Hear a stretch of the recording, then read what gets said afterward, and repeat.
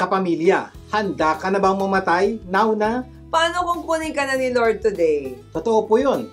Kung kunin kaya kayo ni Lord ngayon, ano kaya ang gagawin mo? Kasi para bang maraming tao, pinaghahandaan yung kanilang birthday, di ba? At hindi lang yan, pinaghahandaan, pinagkakagastusan yung birthday. Pero, paano naman ang kamatayan? Lalo-lalo na po ikaw. Ilang birthday na ba ang dumaan sa buhay mo at pinaghandaan mo ito palagi? Pero ang tanong, naisip mo na bang paghandaan ng iyong kamatayan? Oo, kasi kumbaga mas madalas pinaghahandaan natin yung nakikita natin ngayon dito, 'di ba? Pero yung paparating, lalo na undas, 'di ba? Na re-reminisce natin yung mga mahal natin sa buhay na pumanaw, 'di ba? Pero tayo, dadating ang panahon, tayo na nandoon sa sitwasyon. Pero ang tanong namin, pinaghandaan niyo na ba talaga ang inyong kamatayan? Kung hindi pa po, makinig kayo mabuti dahil pag-uusapan po natin ng masinsinan itong problema ito. Yes, pag-uusapan natin ano-ano ang dapat gawin para mapaghandaan ang ating kamatayan. Sa ating episode na, Handa ka na bang mamatay? Sa ano ang aksyon mo naman, pag-uusapan natin ano-ano ang magandang aksyon kung pakiramdam mo ay hindi ka na mahal ng mahal mo. Yan po, pag-uusapan po natin yan sa Sir Vic, ano action mo? O kaya makinig kayo mabuti dahil may mga taong dumadaan dito at kung sakaling di naman po kayo dumadaan, baka may kaibigan kayo, kakilala kayo dumadaan dito para malaman nyo yung tama aksyon sa ganitong sitwasyon. Pero bago ang mga yan, simulan muna natin ating programa ng Believe It or Not segment. Ito yung parte ng ating programa na magbibigay kami ng mga paniniwala na pwedeng magpaganda ng inyong buhay. Okay, take note lang po, nililinaw po namin to. Pwedeng magpaganda, pwedeng hindi po. Kasi nga po, depende kung paano nyo tatanggapin yung mga pag-uusapan natin. Hindi mo po namin pwedeng ipilit sa inyo itong mga paniniwala to. Kayo po ang mamimili nito. Kaya ang hiling po namin, makinig kayo mabuti. Pagkatapos po, pag-isipan nyo mabuti kung ito po talaga yung makakatulong sa inyo o hindi. Kaya nga, believe it or not, no? At pag-isipan ninyo kung paniniwalaan ba ninyo o hindi. Kasi ang paniniwala natin, di ba, you become what you believe. Sa Tagalog nga. Makakamit nyo po kung ano yung pinaniniwalaan nyo. Ibig sabihin, kung sino ka ngayon, ayo po ay bunga o prutas o produkto ng inyong mga paniniwala. Pwedeng pangit yan o pwedeng maganda. Kung maganda buhay mo ngayon, malamang marami kang magandang paniniwala. Kung medyo hindi ganun kagandahan ang buhay mo ngayon, malamang meron kang mga maling paniniwala. Kaya sa segment po na to, bibigyan po na kami ng magagandang paniniwala that hopefully paniwalaan nyo at hopefully magpaganda ng buhay nyo. At ang ating Believe It or Not segment quote ngayon ay, if you think you tried everything, think again. You haven't. Sa Tagalog, kung sa tingin mo ay nasubukan mo na lahat ng bagay na tingin mo dapat subukan, mag-isip ka ulit. Hindi pa. Yan po ang madalas po nating nadidinig sa mga taong may problema, sa mga taong gusto makipaghiwalay, mag-divorce, o may problema sa relasyon, o may problema sa trabaho. Palagi sinasabi nila, we tried everything. Wala talaga. Hindi na talaga ito mag-work, saka kaya itigil na natin ito. Paano yun, Sir Vic? Minsan, di ba, may mga naghahanap ng trabaho. Sasabihin sa'yo, nako, sir, lahat na in-applyan ko na. Apply na ng online, pumunta na ng walk-in, ginawa na lahat, humingi na ng referral. Wala pa rin. Paano sinasabi na ko, sir, talaga lahat na ginawa ko na? Paano mo masasabing hindi pa? Yan. So, yan po, makinig po kayo mabuti. May tatanong po ako sa inyo. Pag may nagsabi sa inyong taong lahat na ng bagay ginawa ko para masolusyonan itong problemang ito po isagot nyo sa kanya. Okay? Kung talagang nagawa mo na lahat, pwede bang isulat mo lahat ng nagawa mo? I promise, mahihirapan po magsulat yan. Ibig sabihin, itemize niya. Isulat mo lahat ng nagawa mo nang sinubukan mo na. So, susulat siya. Sumulat. Pagtapos, pakita sa iyo sinulat. Meron ka pa hindi ginagawa. Ito. O hindi ka pa nagpa-counsel, o hindi ka pa nagtanong, hindi ka pa. So, ibig sabihin, hindi mo pa nagagawa, kaya wala ka pang karapatang tumigil. Yun po ang ibig sabihin po namin. Huwag mo sasabing, we tried everything. Sa totoo po, bihira po yung taong tried everything. Kumbaga, the possibilities kasi are limitless, di ba? Kaya sa mag-asawa, minsan meron ng konting disagreement. Parang, nako, paulit-ulit na niyang ginagawa yan, paulit-ulit na. Nagawa ko na lahat, pinatawad ko na, bumabalik pa rin yung kanyang masamang ugali, di ba? Ay wala na, ginawa ko na lahat. Hiwalay na. Yun po, kaya po napaka-importante po yung tanong na yun.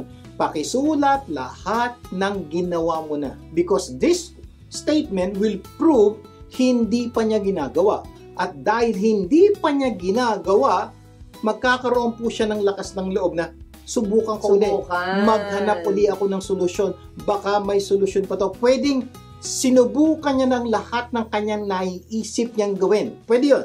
Pero ang tanong, sinubukan niya na bang itanong sa ibang tao yung solusyon sa problema nila na pwedeng gawin at masolusyonan ang kanila? Kasi ginawa mo na yan di ba? There are times na may lumalapit sa atin, may lumalapit sa'yo. Pag nagtanong ka, nagpa-counsel na ba kayo? Yan ang hindi pa namin nagagawa. So, ibig sabihin, wala ka pang karapatang tumigil o give up o umayaw sa problema mo because hindi mo pa nagagawa yung dapat mo gawin. Kaya po, lagay niyo po sa isip nyo, this is so powerful po. Manegosyo, marelasyon, matrabaho, napaka-importante po nito.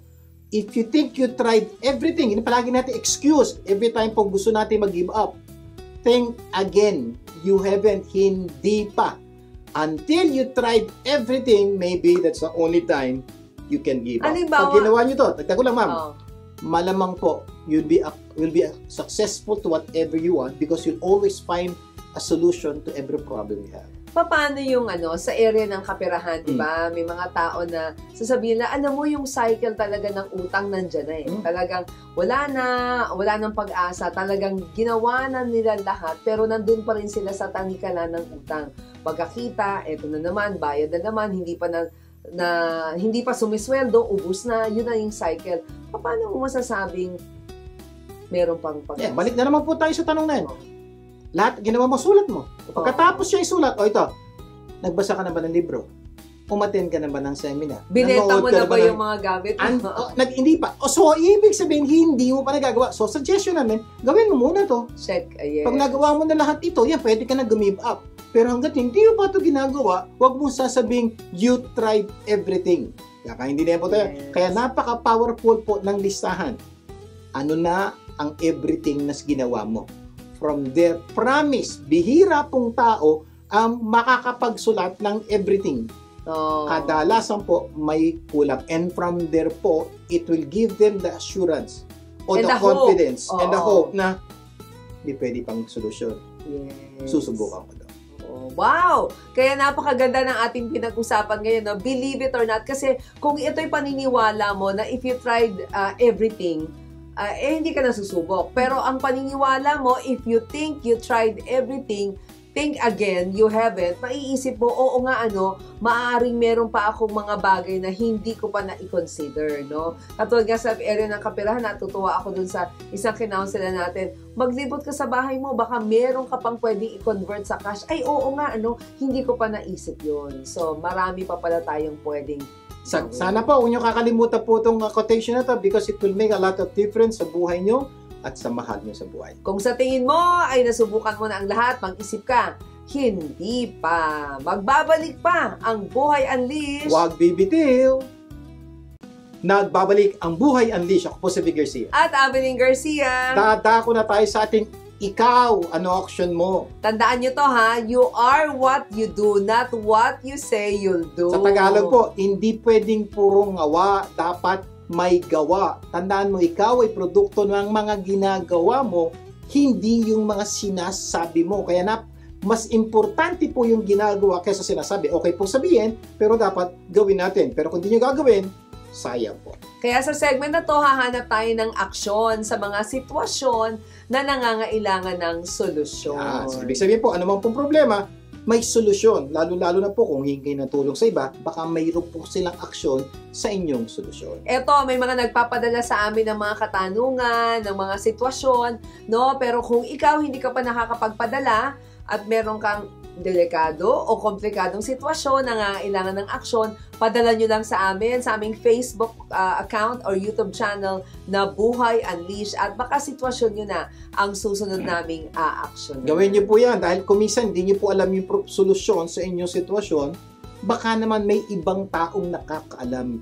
Yung pala, sila'y dumana sa problema yan, alam na nila yung dapat nilang gawin. Yes. So, kaya po, paulit-ulit po namin sinasabi, humingi po kayo ng tulong sa ibang tao. Ang sitwasyon natin sa araw na ito ay, nako, controversial ito. Ano-ano ang dapat mong gawin kung pakiramdam mo ay hindi ka na mahal ng mahal mo? Sir Vic, ikaw, ano ang action mo? Yan. So, makinig po kayo mabuti. Napaka-importante po yung aksyon na gagawin natin. Okay? Bago namin aksyonan ang yung sitwasyon sa araw nito, itatanong po muna namin sa inyo. Ikaw mismo, ano action mo kung pakiramdam mo hindi ka na mahal ng mahal mo? Right now, assuming may asawa ka, medyo madali, kapatid, kapamilya, mahal mo rin yun. Assuming hindi ka na mahal ng mahal ito. Kung wala ka pang asawa, imaginein mo may asawa ka na. Ito good news. Maski man lang sa imagination, nakapag-asawa ka. Ano ba? Diba? Ang ganda-ganda. O sige po, pag-isipan nyong mabuti. Kung may katabi ka ngayon, pakisabi mo sa katabi mo, ay, ito ang aksyon ko pag ganito sitwasyon. Sige po. Oo, so sabihin mo sa kanya kung ano ang aksyon niya na. So, bigyan namin kayo ng ilang segundo para gawin yan. Sige po, sabihin nyo na. Sabihin nyo sa katabi nyo. Kung hindi nyo naman po, wala naman kayo katabi, kayo mismo nagsabi, wala kang kausapin mo ang sarili mo. Ito ang gagawin ko pag ganito sitwasyon. Yan. Okay, pero ikaw naman, Sir Vic, ikaw, anong action mo? Kung pakiramdam mo, hindi ka na mahal ng mahal mo. Okay, makinig po kayo mabuti. Ito po ang sagot yan. Simple lang. Kapag hindi ka na mahal ng mahal mo, napakasimple gagawin mo. Gantihan mo. Ganon? Oo. Huwag mo na rin siyang mahalin para fair. Hindi ka niya mahal, huwag ka niya na mahal. Hindi ka na niya mahal, huwag mo na rin siyang mahalin. Hindi ba? Tama yon? Tama. Joke lang po, hindi po yun. Joke lang po. Huwag niyo pong, huwag niyo pong gagawin yung sinabi ko, medyo nagpapatawa lang po ako.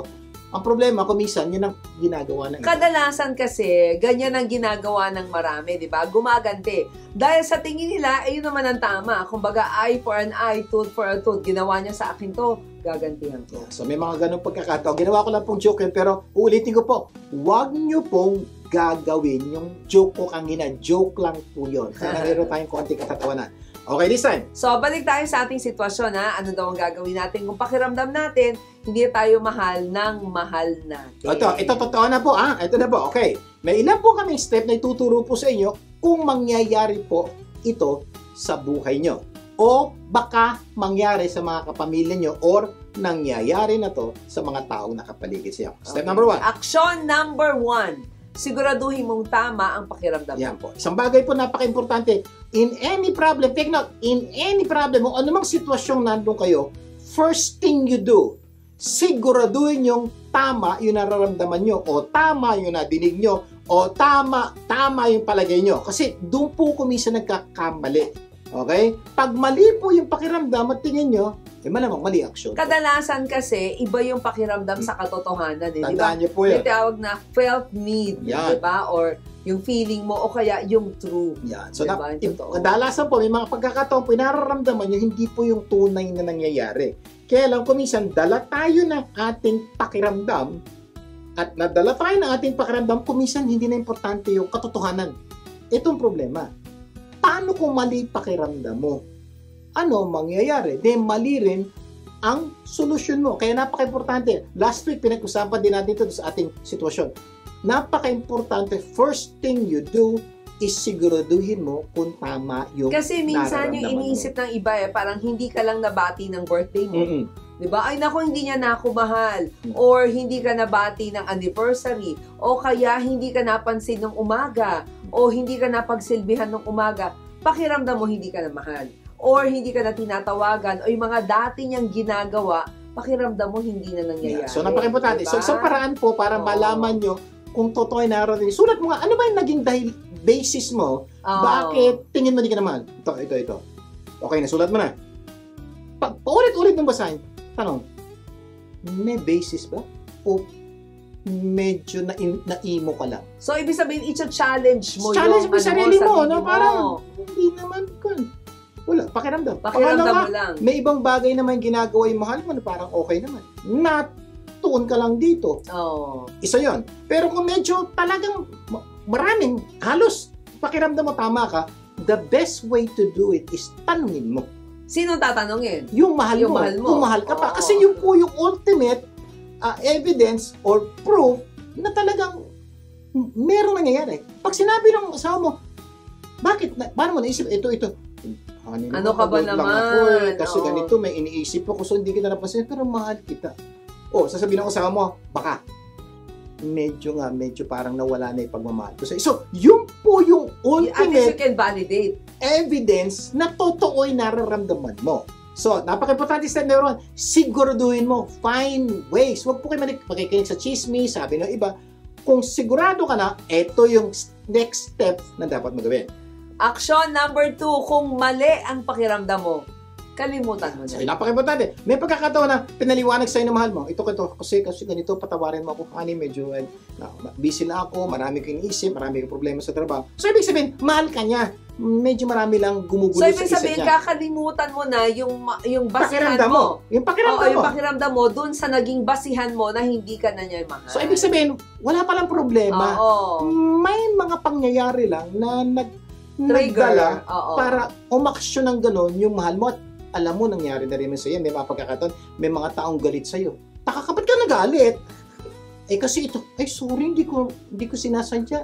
Medyo nagawa ko, pero hindi ako galit. Mahal pa rin kita. So, nagkakaintindihan po, yun po yung napaka-important step. Because the moment you fix step number 1, baka hindi ka na pumunta sa step number 3, 4, and 5, or huwag ka naman problema.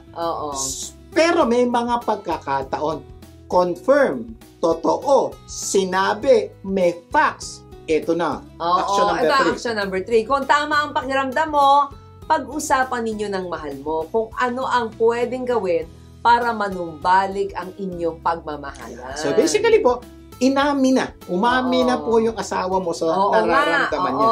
So you need to sit down. So honey, bakit ba? Pwede kang sabihin ng asawa mo, number 1, number 2, number 3, nakalimutan mo to, hindi mo ginawa to. Pwede. Or may mga pagkakataon po, isa lang ang sasabihin niya. Ano yung sabihin niya?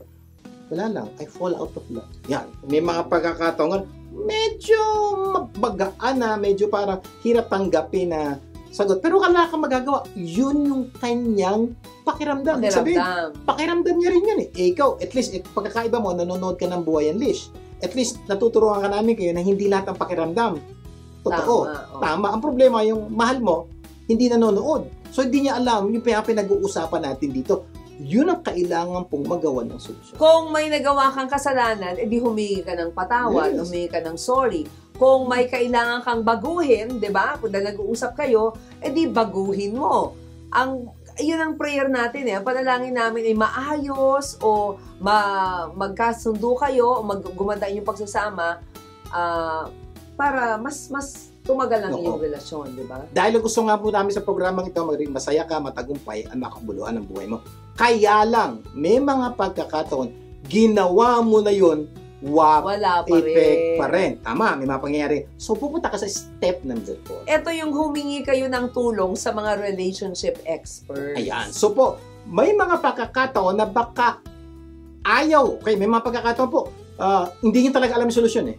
Yun po palagi namin sinasabi sa programang ito. May pagkakataon, darating kayo sa sitwasyon, hindi niya alam ang solusyon.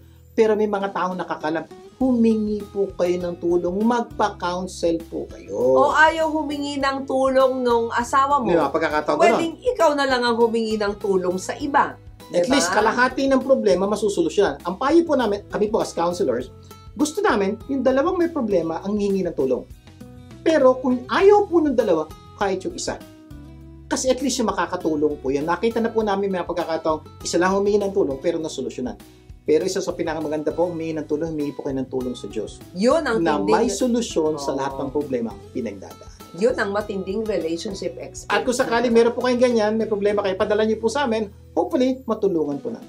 Okay, recap lang. Number 1, siguraduhin mong tama ang pakiramdam mo. Kung nararamdaman mong hindi ka na mahal ng mahal mo. Okay, action number 2, Kung mali ang pakiramdam mo, kalimutan mo na, walang problema. Action number 3, kung tama ang pakiramdam mo, pag-usapan ninyo ng mahal mo kung ano ang pwedeng gawin para manumbalik ang inyong pagmamahalan. Action number 4, humingi ka ng tulong sa mga relationship expert, marriage counselor, psychiatrist, spiritual leader, patigid sa lahat, humingi ka ng tulong sa Diyos. Sana marami tayong natutunan at na-unleash ang inyong relasyon sa ating pinag-usapan. Mamaya, okay, pag-uusapan natin ano-ano dapat gawin para mapagandaan ang ating kamatayan. Magbabalik pa ang Buhay Unleash. Huwag bibitiw.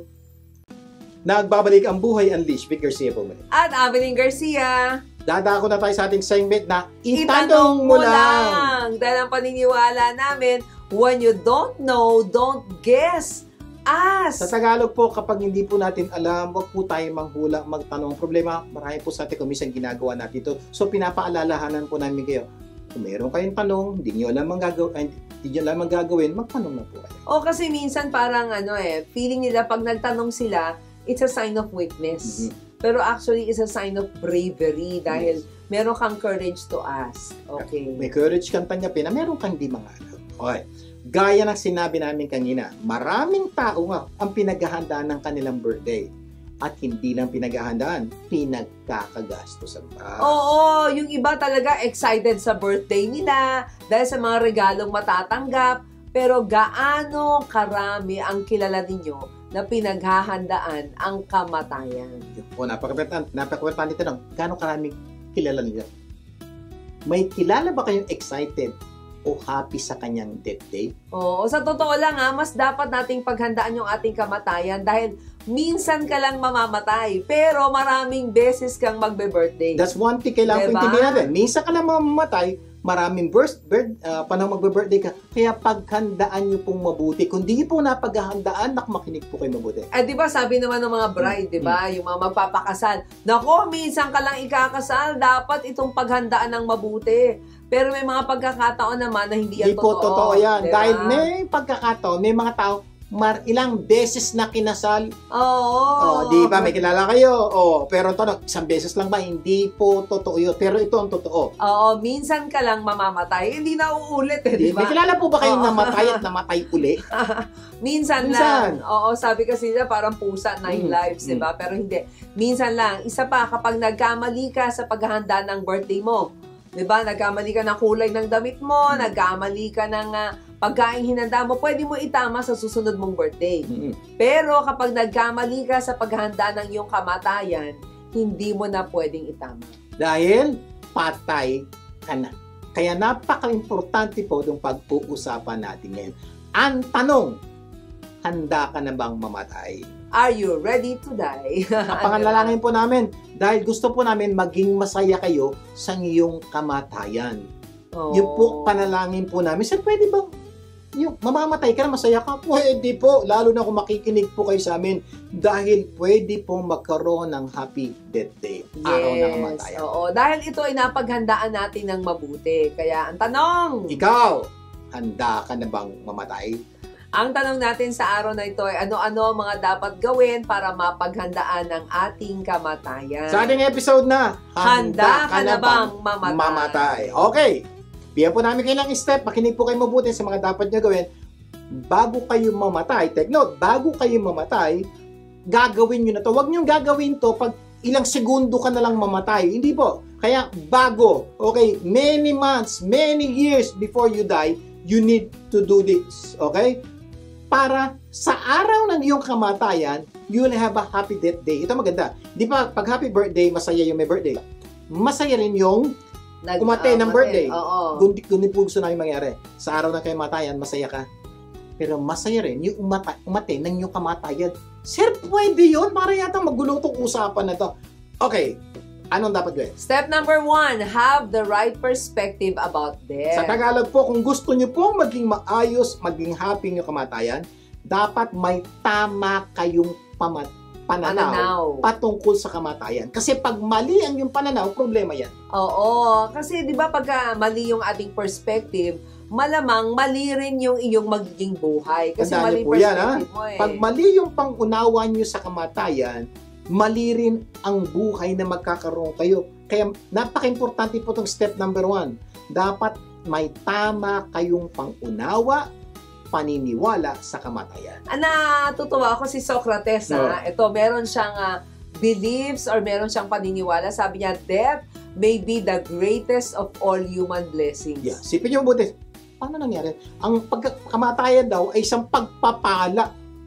So, paano naging pagpapala? Si Socrates na po yan, isa sa pinakamatalinong tao. Sa kanya po ang death pagpapala. At kung pagpapala ito, dapat masaya tayo. Oo, kasi yung paniniwala ni Socrates, maihahintulad natin sa paniniwala ni Plato. Sabi niya, I have good hope that there is something after death. Yeah. So, parang blessing yun, di ba? Pag kayo po ay naniniwala na may buhay pagkatapos ng kamatayan, at pag may maganda kang ginawa dito sa lupa, gaganda kinabukasan mo, mag-iba buhay mo. Oo. Iba yung paniniwala mo. May tama kang paniniwala sa buhay, so may kakaroon kayang tamang paniniwala sa kamatayan. Kaya napaka-importante po, tama ang iyong paniniwala. Kasi pag mali paniniwala, mali ang buhay, mali rin ang kamatayan. Sabi ni Kate Miller, the question shouldn't be, is there life after death?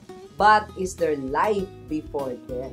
Ang ganda rin po pangunawa yan. Ito yung paniniwala. Sabi niya, hindi na importante kung may life after death. Mas importante daw if there's life before death. Kasi po ang problema po may mga tao po ngayon, buhay pa, parang patay na. May kilala kayong gano'n? Yan bang hinihintay na lang yung kamatayan? Yan po yung mga taong buhay pa, pero patay na. Yan po yung mga taong walang buhay, pero malapit na mamatay. Kawawa naman po. Sana, wag po gano'n. Yes. Kaya nga, mas magandang paghandaan natin. Sabi naman ni Mark Twain, the fear of death follows from the fear of life. Yan. Oo, a man who lives fully is prepared to die at any time. Ang ganda po niya. Makinig po kayo buti. Pag medyo natatakot daw sa kamatayan at may kilala kayong takot sa kamatayan, tama? Malamang po, takot din silang mabuhay. Kasi po konektado yan So, takot ako mamatay. So, lalakad ako dito, pupunta ako dito, gagawin mo to, gawin to. Pag ginawa niyo daw po yan, pag mali ang pangunawa niyo sa kamatayan, meron kayong takot mamatay. At dahil dyan, takot ka rin mabuhay. Kawawa mo naman. Wala ka nang pupuntahan, takot ka nang mamatay, takot ka pang mabuhay, saan ka pa pupunta? Yeah, kawawa mo naman. Kaya napaka-importante, ito pong sabi niya, a man who fully lives. May taong nabuhay ng tama. Yes. May tamang pananaw sa buhay. May tamang pananaw sa kamatayan. Alam niyo po, these are the people who can die anytime. Prepared sila. Handa silang mamatay. Bakit? Napaghandaan po nila.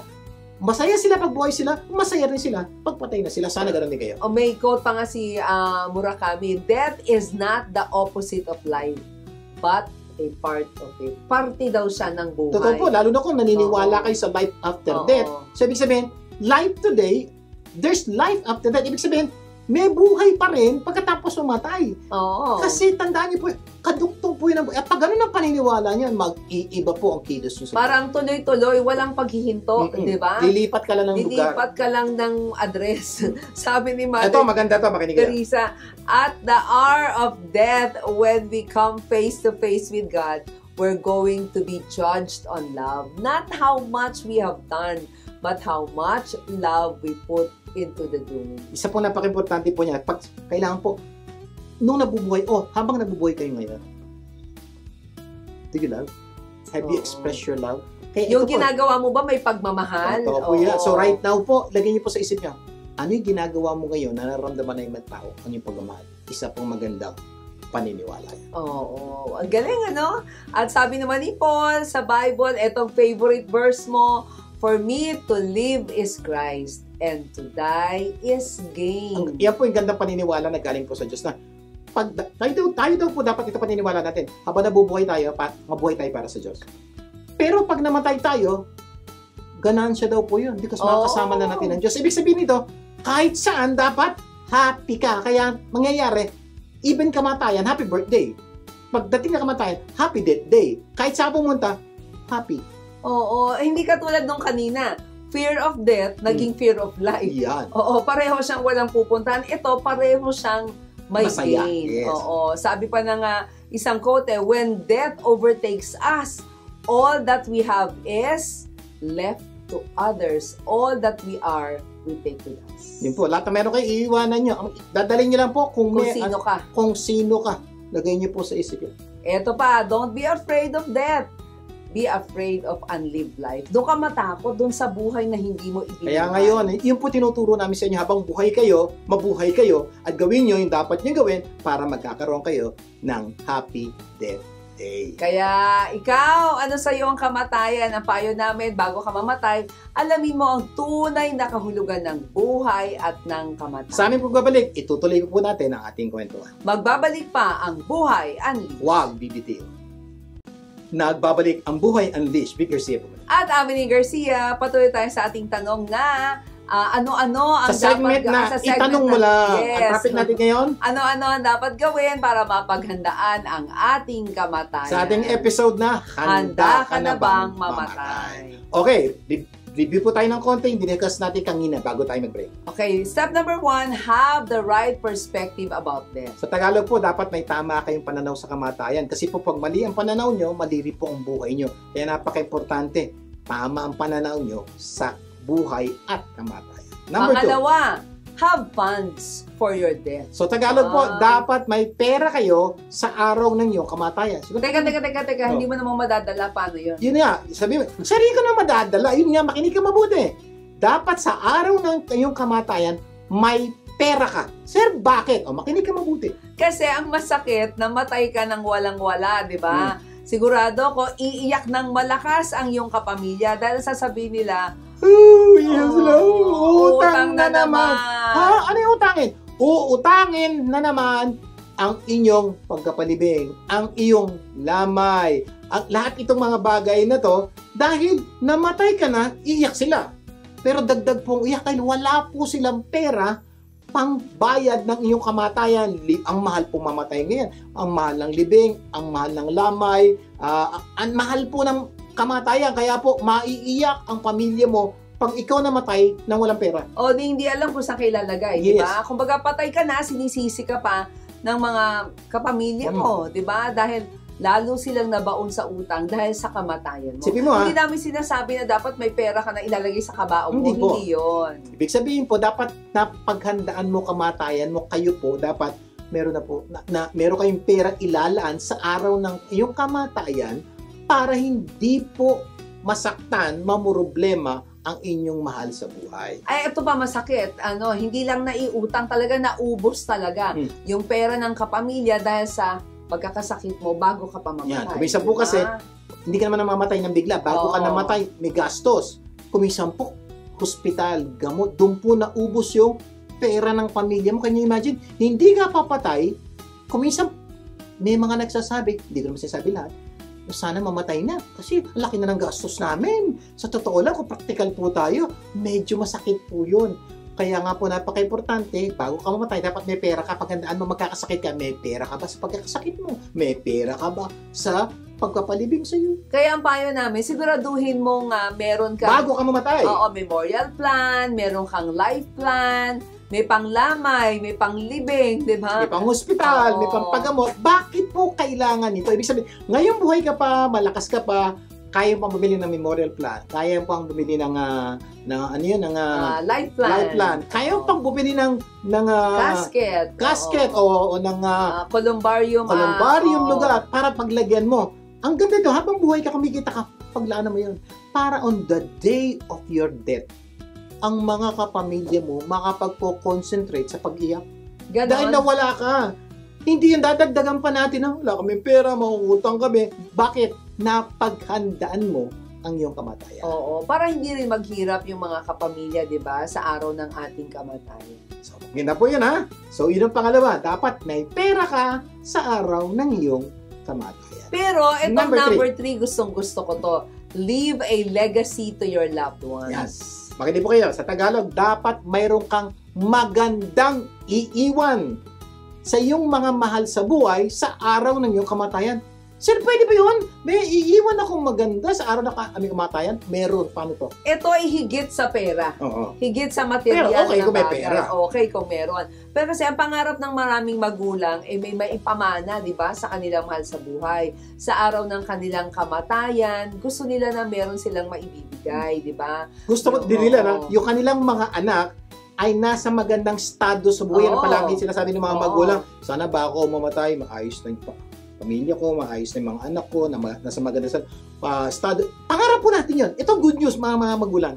May pwede kang gawin ngayon, na hindi ka papatay para makatulong. Hindi it will not guarantee, but it will help na ang mga anak mo ay nasa magandang estado sa araw ng iyong kamatayan. Sir, pwede yun. Ako, pwede.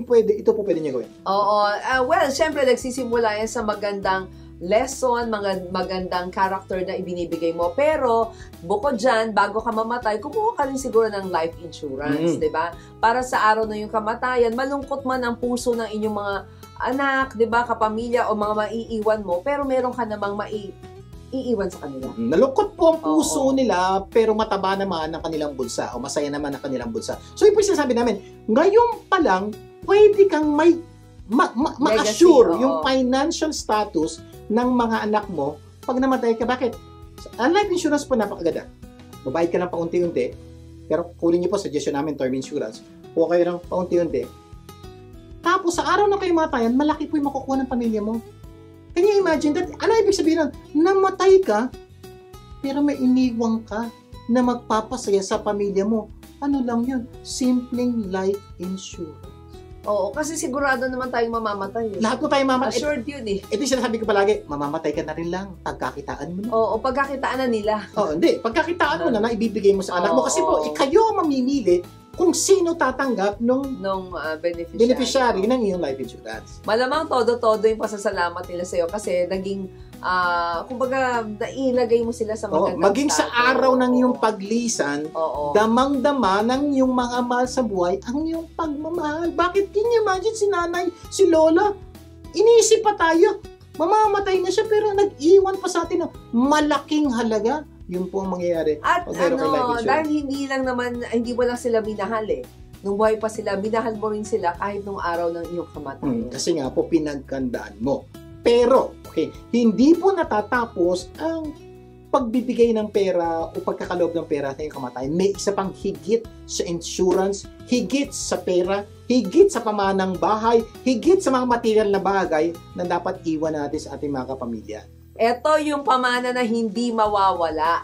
Pamanang kahit saan dala-dala nila, kahit kailan hindi mawawala. Ano po yun? Ito po yung mga bagay, mga paniniwala, mga tinuro nyo nung nabubuhay pa kayo sa inyong mga anak na magagamit nila habang buhay. Ako po, ang nanay ko po, may ilang salita lang po na palagi binabanggit sa amin ng nanay ko na hindi ko makalimutan. Unang-una po, napaka-importante, sabi niya, paalala, gamot sa taong nakakalimot.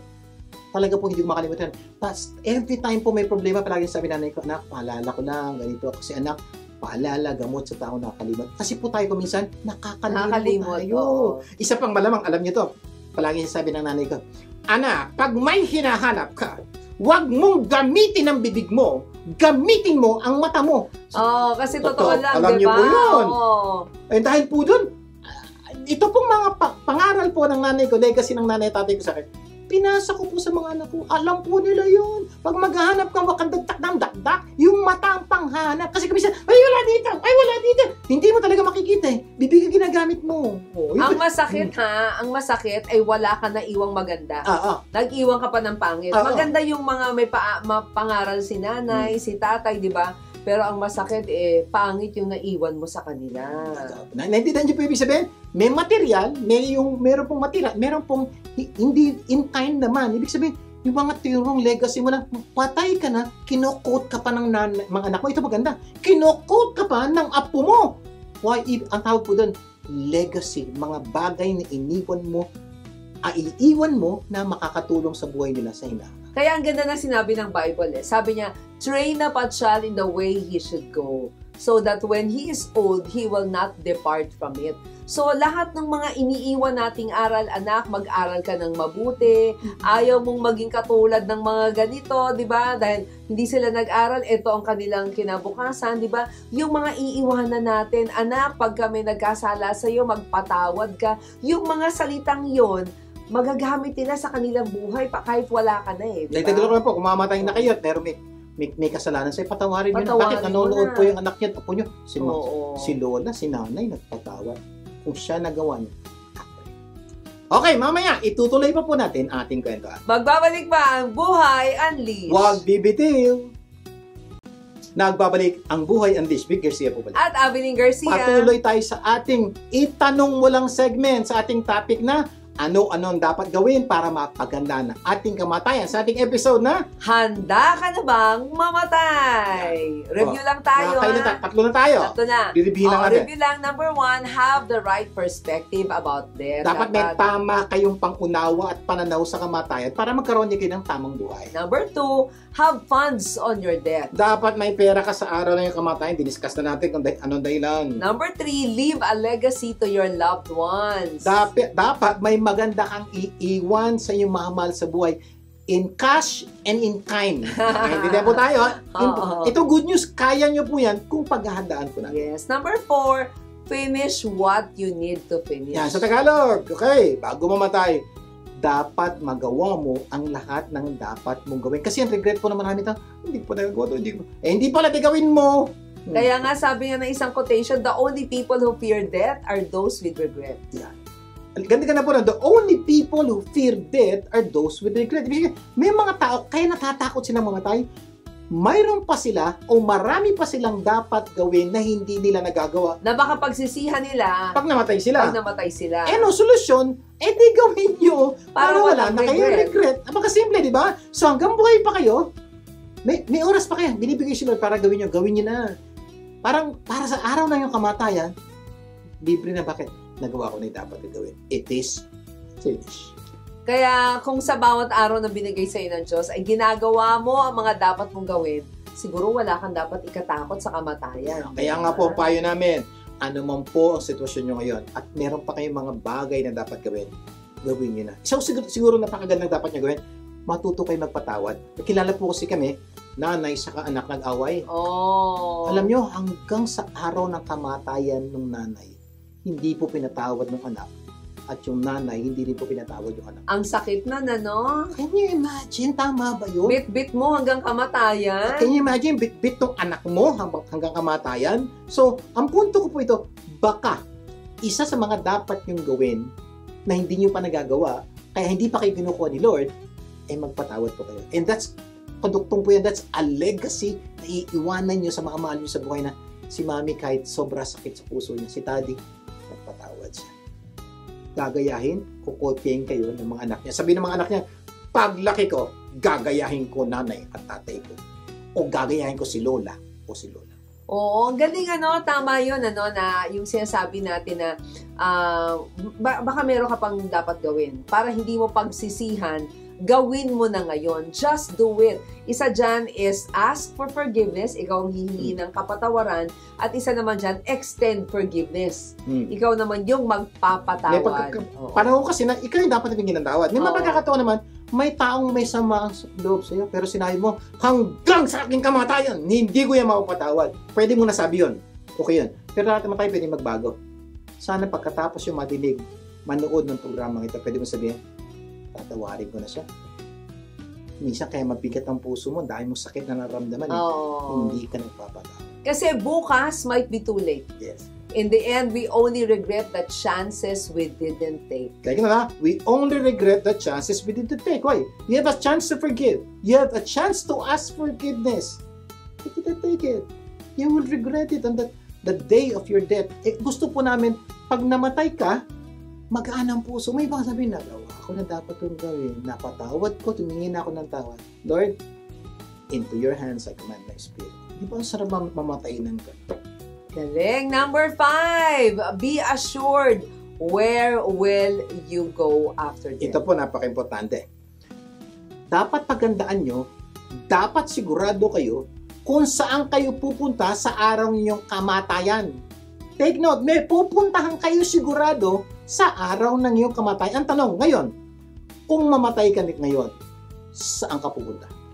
Pag-isipan mo po, ngayon na, sumagot ka na.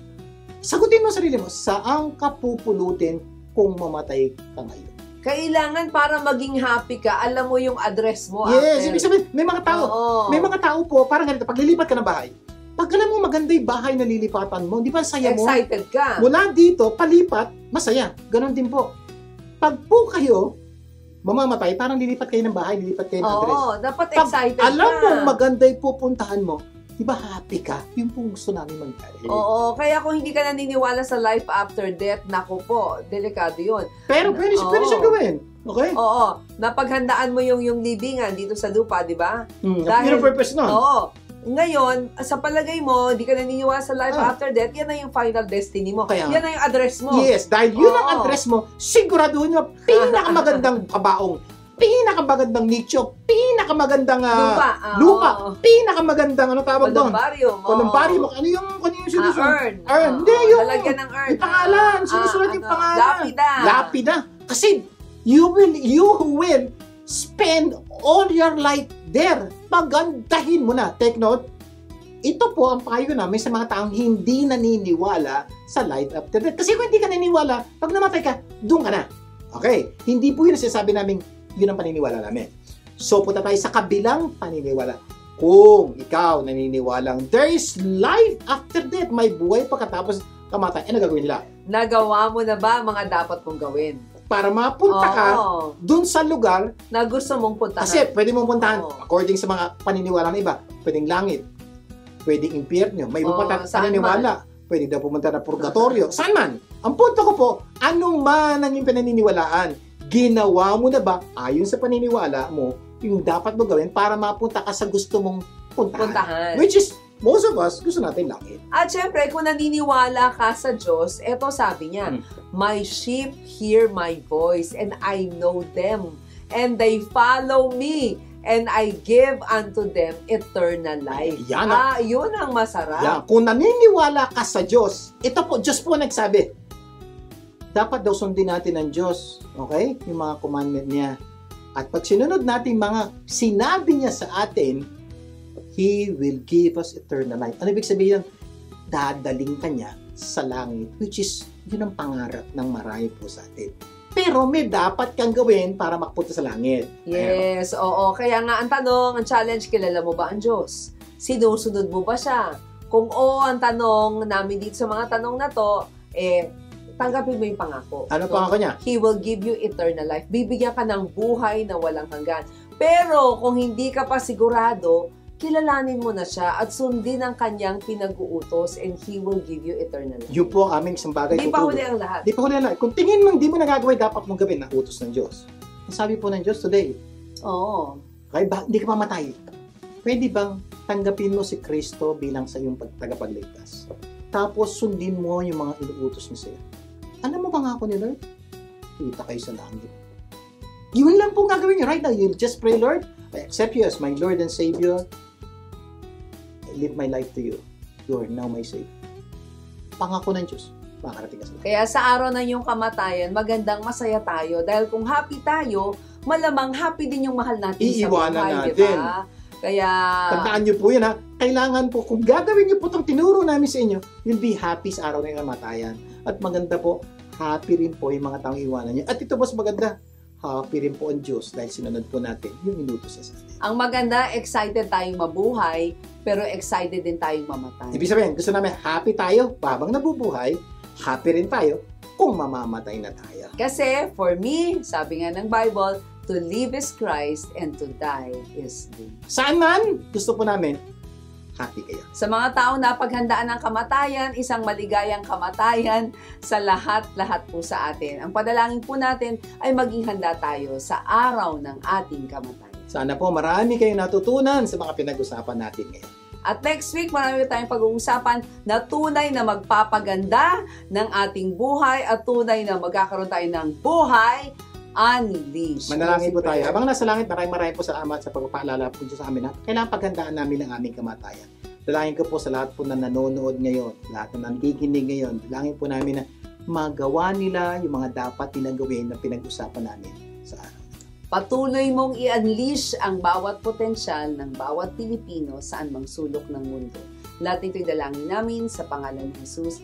Amen and amen. Kaya imbitahan po ninyo ang mga mahahalagang tao sa inyong buhay na tumutok sa Buhay Unleashed. Para rin po sila ay magkaroon ng Buhay Unleashed. Magsama-sama tayo tuwing Sabado, alas 5 ng hapon hanggang alas 4 ng hapon hanggang alas 5 ng hapon. Dito lang po sa 92.3 True FM. Ako po si V. Garcia. Ako naman po si Abilene Garcia. Tandaan, ang Buhay Unleashed ay pagbabagong buhay, puso at isip. Pagtulong-tulungan po natin ilabas ang galing ng bawat isa. Ang tagumpay ay makakamtan, masayang buhay, tunay na makabuluhan. Ito ang Buhay Unleashed.